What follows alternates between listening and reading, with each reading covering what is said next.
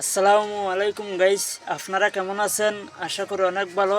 So ইকরাম খান মিডিয়ার পক্ষ থেকে জানাই আপনাদেরকে আন্তরিকভাবে শুভেচ্ছা ও অভিনন্দন। তো আজকে আমি এমনই কিছু গুরুত্বপূর্ণ কথা কইমু যে কথাগুলো আপনাদেরকে আমি কখনোই বলিনি বা কখনো বলার চেষ্টাই করিনি। তো আজকের ভিডিওটা হচ্ছে জিনকে নিয়ে। আপনার সামনে যদি জিন পড়ে বা জিন জাতীয় কোনো প্রেতাত্মা বা কোনো অশরীরী যদি আপনার সামনে পড়ে, তাহলে আপনি সেটাকে কিভাবে বুঝবেন যে সে আপনার সাথে জিন আছে, বা কিভাবে আপনাকে রূপ ধরে আপনাকে বিভ্রান্ত করতে পারে।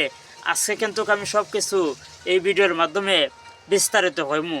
সবাই ভিডিওটা স্ক্রিন না করে শুরু থেকে শেষ পর্যন্ত আপনারা ভিডিওটা দেখতে থাকুক। তো আমরা ইয়াং বয়সের যারা আছি, আমরা সব সময় দেখি আমরা বিকালে ফুটবল খেলাধুলা করিয়া আমরা ফ্রেশ হইয়া সন্ধ্যার পরে আমরা বাজার হাটে যাই কি, অনেকেই আমরা বাজার হাটে যাই কি। তো অনেকে সন্ধ্যার আগে যায়, অনেকে যায় সন্ধ্যার পরেও। আচ্ছা, যাই হোক, তো আমরা যখন বাজারে হাটে যাইমু, গিয়ে আড্ডা সাড্ডা মারমু, দোকানে বইয়া চাটা খাইমু। তো এসবের মধ্যে দেখা যায় যে এই সন্ধ্যার পরে গেলে অনেক আইতে লেটি যায়, রাইতে যায় 9:30, অনেক আয় 10টার সময়, অনেক আয় 10:30, অনেক আয় 12টা 1টার সময়। তো তাদের বিষয়ে আমার কিছু কথা বলার আছে। তাদের সামনে যখন জিনগুলা পড়বে, জিনগুলা পরে দিয়ে রূপ ধরবে, তাদেরকে বিভ্রান্ত করার চেষ্টা করবে। আজকে কিন্তু আমি সেই বিষয়টি নিয়ে আপনাদেরকে আলোচনা করে আমি বলবো। যদি কখনো রাতের অন্ধকারে আপনি দেখতে পান যে আপনার হাতে অনেকে আছে, আমি আর একটা কথা বলি, আমরা অনেকে আছে যে বাজার হাটও যাই, আমরা কোনো টর্চ ব্যবহার করি না, বা আমরা ঘর থেকে বের হইলেই কোনো টর্চ ব্যবহার করি না, কোনো লাইটও জ্বালাই না। আমরা আইন্দার গুন্দার বাড়াইয়া আমরা প্রসাব করি বা এদিকে সেদিকে হাঁটাগুটি করি। তাদের জন্য কিন্তু এই ভিডিওটা। আর এই কথাগুলো হচ্ছে অনেক গুরুত্বপূর্ণ। যদি কথাটা মাথার মাঝে ঢুকিয়ে রাখতে পারেন তাহলে হয়তো অনেকটা কাজে দিবে। তো যখন আপনি দেখবেন যে রাতের অন্ধকারে বা আপনি বাজার থেকে ফেরার সময় গ্রামে অঞ্চলের রাস্তা ধরে আইতেছেন, যদি আপনি কখনো অনুভব করেন যে আপনার পেছে রাতের অন্ধকারে আপনি একটি নির্জন রাস্তা ধরে একা একা বাড়ির উদ্দেশ্যে রওনা দিতেছেন, তখন যদি আপনি দেখতে পারেন যে আপনার সাথে সাথে আপনার পিছে যেন কেটা যেন আইতেছে হেঁটে হেঁটে, আপনার হাঁটার যেভাবে শব্দ করতেছে সেম টু সেম পিছনের দিকেও যেমন আপনার সাথে সাথে তাল মিলিয়ে হেঁটে হেঁটে আইতেছে, তখন আপনি কি করবেন? তখন আপনি এটাই করবেন না যে আমরা পেছনে তাকিয়ে দিব। পেছনে তাকিয়ে তো দেখতে হবে যে কোনো মানুষ নাকি কোনো পশু নাকি অন্যান্য কিছু, এগুলো আমরা দেখার চেষ্টা করি। তো তাদেরকে আমি রিকোয়েস্ট করবো ভাই, 2 হাত জোর করে আপনারা তখন পিছিয়ে দিয়ে তাকিয়ে না। আর যদি আপনাকে নাম ধরে ডাকার চেষ্টা করে, যদি আপনার নামটা হয় রাজীব, আর যদি আপনাকে একটা কথা দেখায়, যদি আপনার নাম হয় রাজীব, যদি আপনাকে পেছন দিক থেকে বা কোনো আত্মীয় স্বজন আপনাকে ডাকে যে রাজীব ভাই একটু অপেক্ষা করো, আমি তোমার সাথে যাব, তখন কিন্তু এক ডাকের সময় আপনি পিছন দিকে তাকিয়ে যাবে না এবং সেখানে দাঁড়িয়ে যাবে না। আর যখন 2-3 বার ডাক দিবে তখন কিন্তু আপনি পিছনে তাকাবে, কারণ একবার যদি ডাক দেয় তখন আর পিছনে দিয়ে কখনোই তাকাবে না। কারণ মানুষ হলে 2-3 বার ডাক দেবে।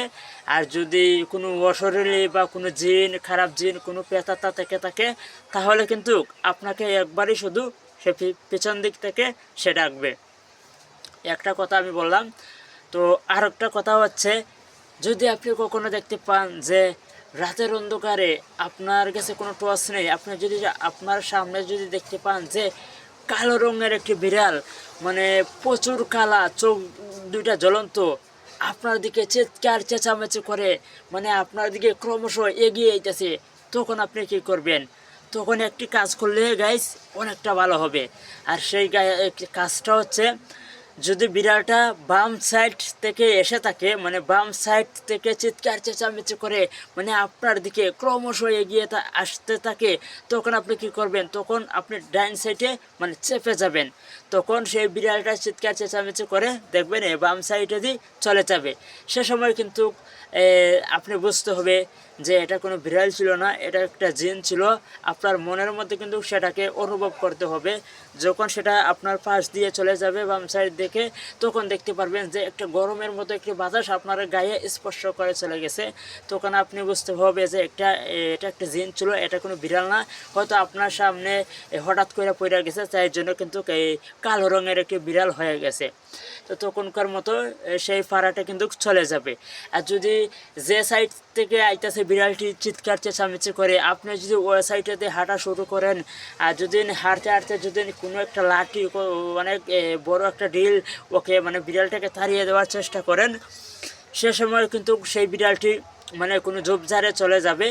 সে সময়ের মতো কিন্তু মানে বিপদটাই কিন্তু কেটে যাবে। কিন্তু আপনি যখন ঘরে যাবেন বা ঘরের পাশে যাবেন, তখন আপনি দেখতে পারবেন যে আপনার যে বিড়ালটিকে আপনি লাঠি অথবা ঢিল মেলে তাড়িয়ে দিয়েছেন, তখন দেখতে পারবেন ওই বিড়ালটি কিন্তু আপনার দুয়ারের সামনে মানে দাঁড়িয়ে আছে, আপনার দিকে তাকিয়ে থাকবে, এরকম অবস্থা হবে। সে সময় এই বিড়ালটিকে যদি আপনি দেখতে পান, তাহলে আপনার ভিতরে হয়তো কোনো একটা ভয়ের আতঙ্ক সৃষ্টি হতে পারে, এটা তো আমি ভালো করে জানি। তো পরে দেখতে পারবেন যে আপনি ঘরের মধ্যে ঢুকতেছেন বা আপনি যে বেটের মধ্যে শোন, ওই বেটের মধ্যে আপনি দেখতে পারবেন যে ওই কালো রঙের বিড়ালটি, যেই বিড়ালটিকে আপনি লাঠি অথবা পাথর দিয়ে তাকে তাড়িয়ে দিয়েছিলেন, দেখতে পারবেন ওই বিড়ালটি আপনার বিছানার উপর দিয়ে লাফ দিয়ে চলে গেছে। তখনই আপনাকে বুঝতে হবে যে এটা একটা জিন ছিল, তখনই আপনাকে হুঁশিয়ার হতে হবে। মানে আপনি যদি মুসলিম হয়ে থাকেন, তাহলে আপনার এই ইসলাম ধর্মের যে সূরা টুরা আছে না, আয়াতুল কুরসি বা এই সেই আপনাকে পরে কিন্তু আপনার শরীরটাকে বাঁধতে হবে। তৃতীয় হচ্ছে, যদি আপনি কখনো দেখতে পান যে রাতের অন্ধকারে আপনি হেঁটে হেঁটে বাড়ির উদ্দেশ্যে বা কোনো জলসার উদ্দেশ্যে বা কোনো গান বাজনার উদ্দেশ্যে একা একা মানে আপনি ক্রমশ এগিয়ে সামনের দিকে যাচ্ছেন একটি নির্জন রাস্তা দিয়ে, তখন যদি আপনি দেখতে পান যে আপনার সামনে মানে বিশাল আকৃতির একটি ভয়ঙ্কর একটি সাপ মানে রাস্তা ক্রস করে মানে শুয়ে আছে, তখন একটি কাজ করবেন। তখন আপনি ততক্ষণ দাঁড়িয়ে থাকবেন যতক্ষণ না সেই সাপটি তার নিজগতভাবে মানে রাস্তার ওপাশ দিয়ে সরে যাচ্ছে, ততক্ষণ আপনাকে দাঁড়িয়ে থাকতে হবে। বা আপনি এই কাজটি করতে পারেন, যদি দ্বিতীয় কোনো রাস্তা থাকে, তাহলে সেই রাস্তাটা আপনাকে বেছে নিতে হবে। আর যদি আপনি সেটা না করে কোনো মানুষকে ডেকে এনে বা নিজে একটি বড় পাথর অথবা কোনো একটা ভারী লাঠি নিয়ে তাকে মানে তাড়িয়ে দেওয়ার চেষ্টা করেন, সে সময় আপনি দেখতে পারবেন যে সেই সাপটি কিন্তু তখন চলে যাবে। মানে সে সময়ের জন্য কিন্তু এই বিপদটা কেটে যাবে। কিন্তু পরবর্তীতে আপনি দেখতে পারবেন, যখন আপনি বাড়িতে আসবেন, তখন দেখতে পারবেন যে আপনি যেই দরজা দিয়ে আপনি ঘরে ঢুকবেন, সেই দরজার মধ্যে সেই সাপটি মানে পেঁচিয়ে একবারে বসে আছে, দেখে মনে হবে যে সে আপনার জন্যই অপেক্ষা করতেছে। সে সময় আপনি কি করবেন, আপনার পরিবারের লোককে বা আশেপাশের পাড়া প্রতিবেশী যারা আছে তাদেরকে তুমি চিৎকার চেঁচামেচি করে ডাকবেন যে আমার এই ঘরের এই দরজার মধ্যে একটি ভয়ঙ্কর একটি সাপ মানে পেঁচিয়ে বসে আছে, ওকে তোমরা মেরে তাড়িয়ে দেও অথবা একবারে মেরে ফেলো, এরকম আপনার মনে প্রশ্ন আসতে পারে। তখন যখন আত্মীয় স্বজন আসবে আপনার চিৎকার চেঁচামেচি শুনে, তখন ওরা যখন আসবে যে বলবে কিসের জন্য আপনি চিৎকার চেঁচামেচি করতেছেন, তো আপনি বলবে যে আমি দরজার মধ্যে একটু ভয়ঙ্কর একটি সাপ দেখছি, এখানেও পেঁচিয়ে বসে আছে। যখন আপনার আত্মীয় স্বজন যাবে সেটা দেখার জন্য গিয়ে দেখবে তারা সেই দরজার মধ্যে কোনো সাপ নেই বা কোনো সাপের অস্তিত্ব নেই এখানে। তো পরবর্তীতে যখন আপনি ঘরের মধ্যে শুতে যাবেন, যখন রাত 12টা বা 12:30 হবে, তখনই আপনি দেখতে পারবেন যে আপনার ঘরের মধ্যে সেই সাপটি ফুসফুস করে মানে চোখের তলে বা এই টেবিলের উপরে বা আপনার এই বিছানার উপরে সেই সাপটি মানে হাঁটা চলা করতেছে বা আপনার পাশে শুয়ে আছে, এরকম মানে আপনার মাঝে বিভিন্ন ধরনের আতঙ্ক সৃষ্টি করে দিবে সেই সাপটি। তখন আপনাকে বুঝতে হবে যে এটা কোনো সাপ না, এই যে রাস্তার মধ্যে দিয়ে দেখেছিলে যে সাপটা শুয়েছিল আর আপনি যে ভয় পেয়ে জেনে সেটাকে ঢিল অথবা লাঠি দিয়ে তাড়িয়ে দিয়েছিলেন, সেই সাপটি কিন্তু আপনার পিছন নিয়েছে। আর শুরুতে বলি, এটা কোনো সাপ ছিল না, এটা একটি ভয়ঙ্কর জিন ছিল। কারণ জিন তারা দুই ধরনের রূপ ধরতে ভালো মানে বেশি পারে। এক নম্বর হচ্ছে ওরা সবসময় বিড়ালের রূপ ধরে। তো বিড়ালটি হবে কালো রঙের বিড়াল, দেখতে অনেক ভয়ঙ্কর হবে। আর দ্বিতীয় হচ্ছে ও সাপের রূপ ধরবে, মানে বিড়ালের রূপ ধরতে পারে 1 আর সাপের রূপ ধরতে পারে 2। দুটো রূপ ধরতে কিন্তু জিনরা অনেক ভালোবাসে। আশা করি আপনারা আমার কথাগুলো আপনারা মনোযোগ সহকারে শুনেছেন। এখন যদি আমার কথাগুলো আপনারা মাথার মধ্যে ঢুকিয়ে রাখেন, তাহলে হয়তো সেই কথাগুলা আপনাদের সাথেও কখনো এরকম ঘটনা ঘটতে পারে। সে সময় আমার কথা যদি আপনাদের মনে হয়, তাহলে সে সময় আপনি বুঝতে পারবেন যে এরকম ঘটনা তো ইকরাম ভাইয়ের সাথেও মনে করে হয়েছে। তাই জন্য আমাদেরকে ভিডিওসে মানে হুঁশিয়ার দিয়েছিল যে এরকম ঘটনার সম্মুখীন যখন আমরা হব, তখন আমাদেরকে বুঝতে হবে যে এটা একটা জিন ছিল, সেটা স্পষ্ট আপনি বুঝতে হবে। ঠিক আছে? তো আমার এই কথাগুলো কেমন লাগছে বা আমার ভিডিওটা কেমন লাগছে, আশা করি আপনাদের কাছে অনেক ভালো লেগেছে।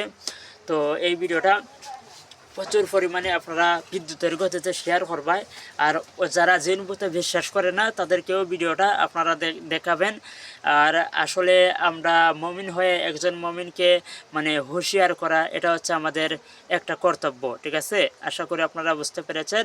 আর সবাই ভিডিওটা বেশি বেশি করে শেয়ার করে দিবেন, আর প্লিজ লাইক কমেন্ট শেয়ার করবেন। ঠিক আছে? সবাইকে অসংখ্য ধন্যবাদ।